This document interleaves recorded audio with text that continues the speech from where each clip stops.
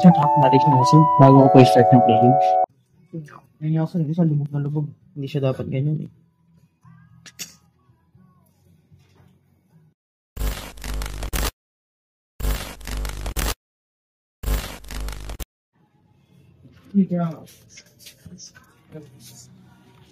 Okay, nilipat ko na sir yung 8 gig para easy access na lang sir. O kasi pag baklas na naman nung lost thread.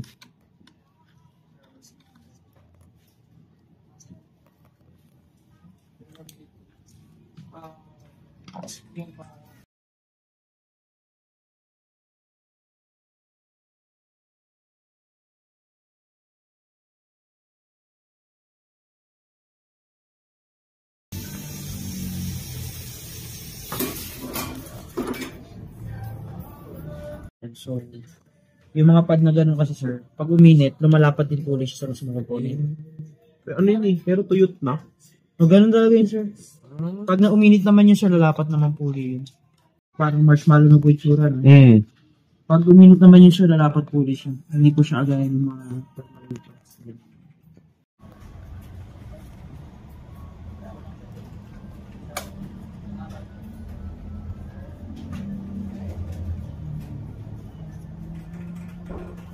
Well, ayan, nakikita nyo naman na nakahubad na yung ating laptop at pinupunasan at nilalagyan, binabrush na rin ni Kuya tong part na to. Siguro GPU to, I think, kasi may mga heat pipe siya, may mga heat sink siya, ayan. So, dahan-dahan niya tong binabrush, dahan-dahan niya rin tong nililinis. Kasi kailangan talaga to, wag tayo basta gamit-gamit ng mga laptop. Sabi nga nila ng iba is dapat daw, once a year daw, nagpapa-deep cleaning ng laptop. So, ito si Kuya, binabalik na yung parts. Ito, naikabit na yung cover sa may fan, nailagay na rin niya yung fan ng ating laptop. So dito sa NAS PC, which is good talaga kasi makikita mo harap-harapan yung kanilang ginagawa dito.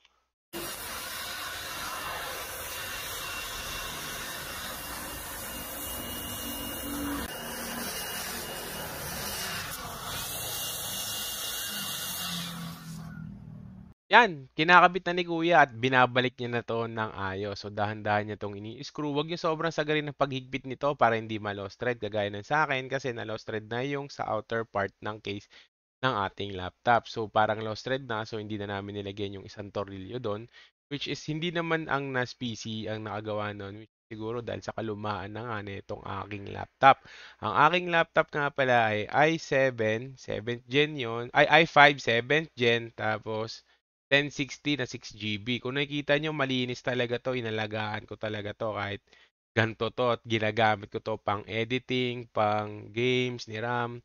So lahat naman to is gamit na gamit. Kung nakikita nyo, maayos naman ang pagkakalinis dito sa NAS PC.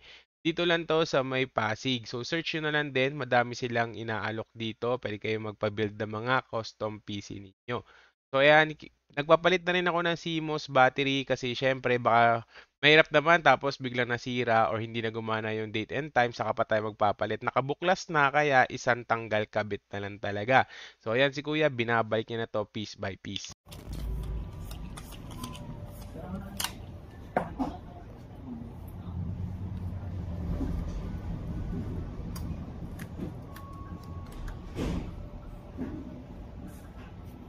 Disposable yan eh. Rake case. Parang hirap ko i-case nito. No, may mabibili naman pong mga frame kaso mahirap na pong maghanap ngayon. Yan, kinakabit na ni Kuya yung naputol, no? Hindi siya nakaputol nito, naputol na talaga to kasi naramdaman ko na to, matagal na, may nauubos ng gantong part kasi nga na-lost thread na pala yung ano ng tornilyo natin.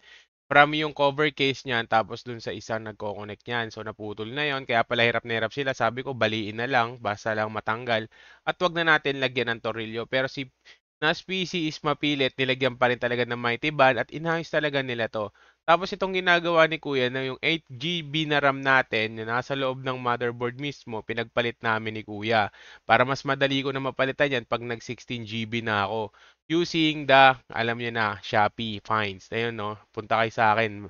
May affiliate ako nun. So, ayun, nilalagyan na namin ng wipeout to para kumini. So, okay na okay talaga dito sa NAS PC dahil malamig ang kanilang area dito. Tapos, may parking, may CR. Okay na okay dito at harap-harapan mo makita yung ginagawa mo. Makita nila yan. So, mas maganda, makita mo talaga para kung may mga katanungan ka. So, ito, nakikita nyo naman parang out of the box. Ito na yung nangyari sa aking laptop. So, ito nga pala, shoutout nga pala sa Ban Bros dito sa Philippines, no? Sila yung pinaka-supplier ng mga PNY. Kasi napa-RMA ko to dun sa pinagbilhan ko, which is na dapat sa ZZZ, yon. Yung sounds na yon, sounds like, hindi nila ako tinulungan. Sabi nila 1 year warranty lang daw. Pero nag-try hard ako sa internet pero may RMA pala ang PNY which is 3 years warranty. Yun nga lang inabot ng matagal pero shoutout sa Ban Bros for taking my RMA possible dito sa PNY journey natin na tinagalan ng 1 year. Pero okay naman na. Ito tinesting na natin at nakita na bumaba nga talaga drastically yung temps natin which is yan ang kailangan natin kasi sa laptop mas mababang temp, mas maganda para hindi mainit at hindi magkaroon ng lag. So ito na, panoorin nyo na talaga yung another detailed neto. Yun lang. Ayan.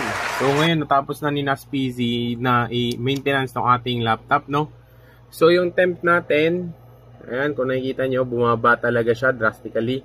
Kasi minsan nung dati, 38 yan eh. So okay siya. Pero tignan natin dito kasi naglagay din sila, no? Ito yung kagandahan sa mga legit shop na meron silang ganito, parang JO job order. Ayan, receive, no? Intel i5.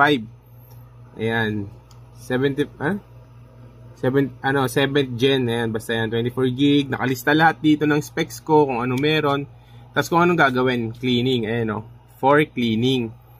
Tapos ito yung kanilang summarize ng aking temp, no? 46, naging 43. Tapos yung GPU natin is 44, wala naman changes dyan, sa CPU lang nagkaroon ng changes. Sa SSD, ganoon din, from 36, naging 31, 36, naging 26. So, maganda yung ano, no? Ganitong shop na merong ganitong tinitignan talaga nila, yung dinadiagnose po nila bago gawin. Kaya nalaman din na, ano, screw missing. Ayan. So, ayan. Kung titignan nyo na rin dito, and maganda yung pagkakalinis ng laptop natin. Tapos tinignan na rin nila sa BIOS, kung pwede adjust yung fans, kung pwede pa ba taasan or what, hindi pwede. So, okay lang yan. At least kahit pa paano, all goods in the hood na tayo dito. Kasi mahirap talaga maglaro ng gamit ng laptop. Pag pinabayaan mo yan, nagkaroon ng problema sa internal nito, parts nito, sira na yan. So, hindi kagaya ng mga desktop na may pwede mong palitan ng ganito, ganyan. Dito sa laptop, pwede din naman. Pero nga lang, mahal ang kailangan mong budget, malaki budget ang kailangan mo. So ayan, no, i5 7th gen pa ako, GTX 1060. Kaya yun, shoutout kay Naspizzy. Okay, 10 out of 10. Service ng tech, accommodation, yan, malamig, may restroom, goods. May parking din, yan yung kailangan yung tignan. Hindi crowded, no need to go to Gilmore na medyo crowded kasi doon mahirap mag-parking. Sa kanila, all goods. O yan, para sa akin, goods to.